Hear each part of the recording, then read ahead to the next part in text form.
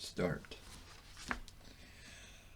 Title of this prose poem probably is what it is, since it can't be true. Title is Wasn't This a Mighty Storm? It's from the folk song about the Galveston flood.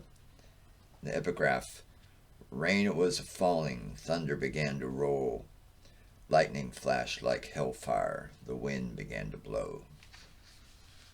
It goes like this.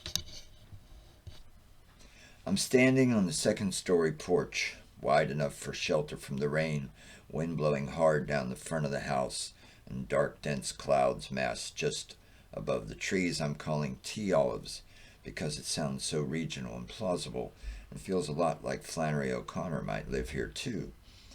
Though I'm only a visiting writer, but she would be too, and we would be in residency together, and in this new fantasy I would be more famous but less talented, or less famous and less talented. She would know that the trees high enough to be bashed back and forth by the wind are not tea olives, and would no doubt point out in a way that says, remember, Mr. Campbell, that despite your pretensions to knowing something of the South, you are a Pittsburgh Yankee. And I would have to admit that the trees in the wind are maybe beech, hickory, white ash, live oak, or some other of the many oaks that look like the other southern oaks. But the massed clouds do look like clouds that spawn funnels, and funnels that descend like tongues of God. He has many, some small and pink like a terrier's, some long and sticky like a frog's, and the tornado tongue that whirls faster and ever faster, sucking up all before it and then battering it back to earth, smiting it, we might say in a biblical moment, that would lay low this little town that does not have much left to lay low anyway, but lay it low still, like God's other wild wind tongues rip through Tuscaloosa, sundry parts of Alabama, Missouri, Georgia, and God knows where else this summer. My daughter watches tornado chasing shows, and she knows the numbers to measure destruction, my chances of getting out of this writer's residency alive. My daughter would know better than I if a funnel was going to descend, and even if she wasn't sure, she would surely say, Dad, get off the porch, get in the house. There's a basement here. She longs for a basement to hide from tornadoes. She knows we are supposed to get in the bathtub, but we don't have a bathtub, and our bathrooms are on outer walls, so she's figured the closet would be the best place for us to crouch and pull pillows over our heads after we have gathered up all the dogs. Today, though she might know that this is just a storm and not a tornado, she might not be able to resist finally having a chance to huddle in a basement. Tornado or not, I decide to pull all the porch furniture on the lee side of the house out of the wind, though I suspect if a tornado came, this would prove silly.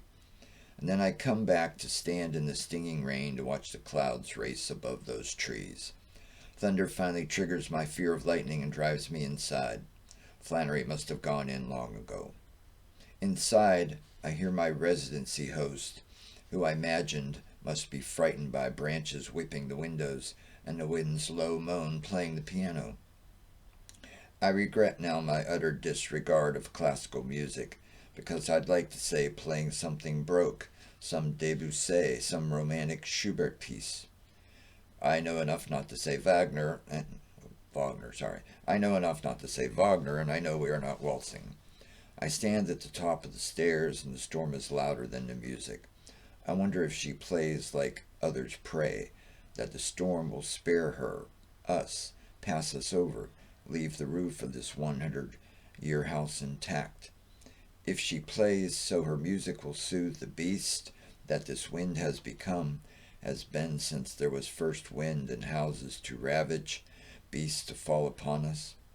I listen and think of the Titanic, of those British prisoners whistling the bridge over the River Kwai, of someone fiddling while something burns. How these long last days I have seemed transfixed before my own beast coming so steadily to find me.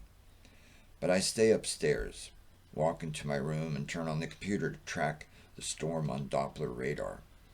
I zoom in and in and in again. This crossroads, this house between Royston and Hartwell, no zoom power can pinpoint us. is somewhere below the red furies that radar says are right upon us, and I, given my time outside, must agree. Here I am now, obscured in the radar, in and of, here and there, part and parcel, flesh and pixel, man and computer, lost and found, hopeless and in despair. The red swirl moves away to the east, and outside the storm subsides too. This congruity satisfies, at least for now. No kicking the table to refute anything or anybody thusly. We seem safe unless there's a rogue gust trailing the storm, some ragged blackguard out to despoil and pillage our sodden villages. There might be a madman unhinged by the wind, bent on murdering the first people he comes across. Our proximity to the railroad tracks can make us those people, but there's little to be done about that.